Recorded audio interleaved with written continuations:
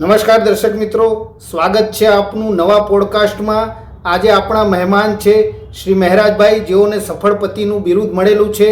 તો સફળ પતિ તરીકેના રહસ્યો આજે આપણે તેમની પાસેથી જાણીશું. સ્વાગત છે સર આપનું. હું પણ આપનો ખૂબ ખૂબ આભારી છું કે મને તમે તમારા પ્રોગ્રામમાં બોલાવ્યો. તો સર, અમે જાણવા માગીએ છીએ આપના સફળ પતિ તરીકેના રહસ્ય વિશે. જો આમ તો તમે પણ જાણો છો કે કોઈ પણ સફળ પુરુષ પાછળ જેમ સ્ત્રીનો હાથ હોય છે, તેવી જ રીતે કોઈ પણ સફળ પતિ પાછળ તેની પત્નીનો હાથ હોય છે. સર, પ્રેક્ષક મિત્રોને જણાવશો કે પત્ની પાસેથી શું શીખવા જેવું છે?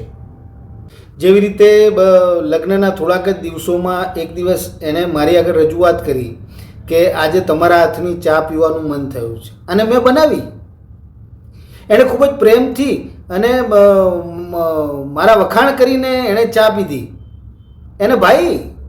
અને પછી તો એ સિરસ તો અત્યાર સુધી ચાલો આવે છે. એના માટે ચા હું જ બનાવું છું ઘરમાં, એમાં કંઈ ખોટું નથી.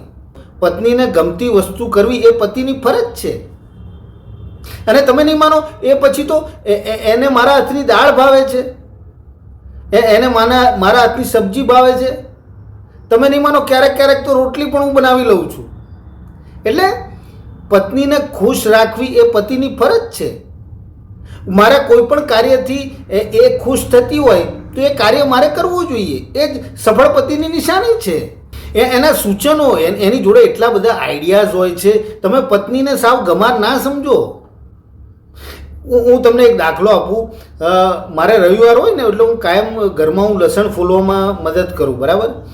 તો હું લસણ ફોલું ને પછી હું જ્યાં જઉં ને ત્યાં લોકોને સ્વાભાવિક છે હાથમાંથી લસણની સ્મેલ આવે. એટલે હું જ્યાં જઉં ને ત્યાં લોકો કહે કે લસણ ગંધાય, લસણ ગંધાય, લસણ ગંધાય. તો મેં મારી પત્નીને રજૂઆત કરી. મેં કીધું આવું થાય છે, હું લસણ ફોલીને જાઉં બહાર તો બધા આવું કહે છે. તો એણે એટલું સરસ સૂચન કર્યું. એ લીંબુ બાર લઈ આવી. આ વાસણ ઘસવાનો જે સાબુ આવે છે ને, એ લીંબુ બાર લઈ આવી. મને કે ડાર્લિંગ, તમે જ્યારે લસણ ફોલો ને એટલે તમારા લીંબુ બહારથી છે ને વાસણ ઘસી નાખવાના. અને તમે નહીં માનો, એનો ઉપાય એટલો બધો કારગર નીવડ્યો કે હું લસણ ફોલ્યા પછી જ્યારે લીંબુ બહારથી વાસણ ઘસી નાખું ને બહાર નીકળું તો લોકો એમ કે હમણાં નહીં ને આવે, હમણાં નહીં ને આવે. એટલે પત્ની તમને ઘણું બધું શીખવાડે. તમારામાં શીખવાની જિજ્ઞાસા જોઈએ, તમારામાં હોશ જોઈએ. સર, ક્યારેક ગુસ્સો આવે ખરો? જો ભાઈ લગ્ન જીવન છે, ક્યારેક ક્યારેક ગુસ્સો આવે પણ ખરો. પણ હવે વચમાં એક વખત શું થયું કે હું પોતું કરતો હતો અને એ ત્યાંથી નીકળી. હવે પોતું કરતો હતો ને નીકળી એટલે પગલાં પડ્યા. મને એટલો બધો સાહેબ ગુસ્સો આવ્યો, એટલો બધો ગુસ્સો આવ્યો. હું ગમે તે એ વખતે એને લાફો પણ મારી શકતો હતો, પણ મેં મારી જાતને કંટ્રોલ કરી, કારણ કે એ રોવા લાગે. અને ઘરનું વાતાવરણ ના બગડવું જોઈએ આપણા હિસાબે. હું ગુસ્સો બહુ તમારે ગુસ્સો કંટ્રોલ કરવો જોઈએ સુખી લગ્ન જીવન માટે. અને છતાંય ક્યારેક જુઓ, આ ગુસ્સો વસ્તુ એવું છે કે ક્યારેક ફૂટી નીકળે, ક્યારેક ફૂટી નીકળે.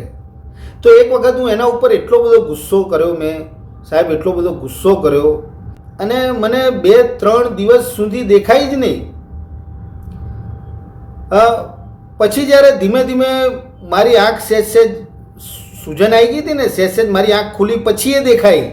એટલે એણે શું છે, મુક્કો માર્યો હોત તો વાંધો નહોતો, પણ એને કોણી મારી એટલે આંખ સૂજી ગઈ હતી. પછી ધીમે ધીમે 2-3 દિવસે એ દેખાઈ. પણ બને ત્યાં સુધી ગુસ્સો ના કરવો જોઈએ. સુખી લગ્ન જીવન માટે ગુસ્સો બહુ ખરાબ વસ્તુ છે. સર, ઘણા પતિઓની ફરિયાદ હોય છે કે પત્નીઓ તેમને ધમકાવે છે. તેના વિશે આપ શું કહેવા માગશો? ના જુઓ, ધમકાવવામાં તો એવું છે ને સાહેબ કે અમુક પતિઓના તો મેં દાખલા જોયેલા છે સાહેબ.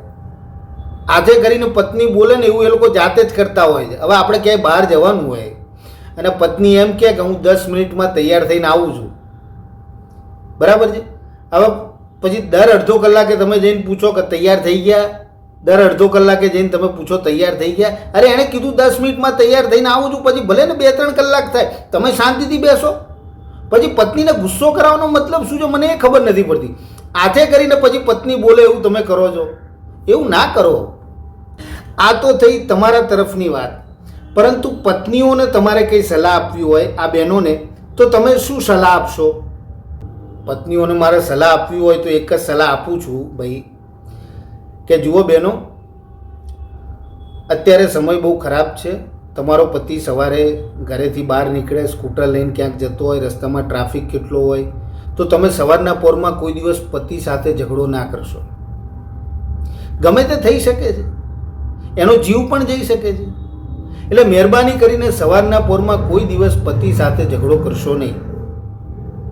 સાંજે ઘેર આવવા દો, પછી ઝઘડો તમારે જેટલું ઝઘડવું હોય એટલું, પણ સવારે પતિ સાથે કોઈ દિવસ ઝઘડો કરશો નહીં. આટલું જ કહેવું છે. સર, આપનો ખૂબ ખૂબ આભાર કે તમે અમારા પ્રોગ્રામમાં પધાર્યા અને આટલી બધી વાતો કરી. અમને આપની પાસેથી ઘણું શીખવા મળ્યું. આપનો પણ ખૂબ ખૂબ આભાર. તમે પણ મારા વિચારો મૂકવાની તમારા પ્રોગ્રામમાં તમે મને તક આપી એ બદલ આપનો ખૂબ ખૂબ આભાર. Thank you very much. મિત્રો, તમને આ વિડીયો ગમ્યો હોય તો આ વિડીયોને લાઈક કરશો, વિડીયો શેર કરશો અને અમારી ચેનલને સબસ્ક્રાઈબ ચોક્કસ કરજો. ફરી મળીશું કોઈ નવા વિડીયોમાં. ત્યાં સુધી આપની રજા લઉં. નમસ્કાર.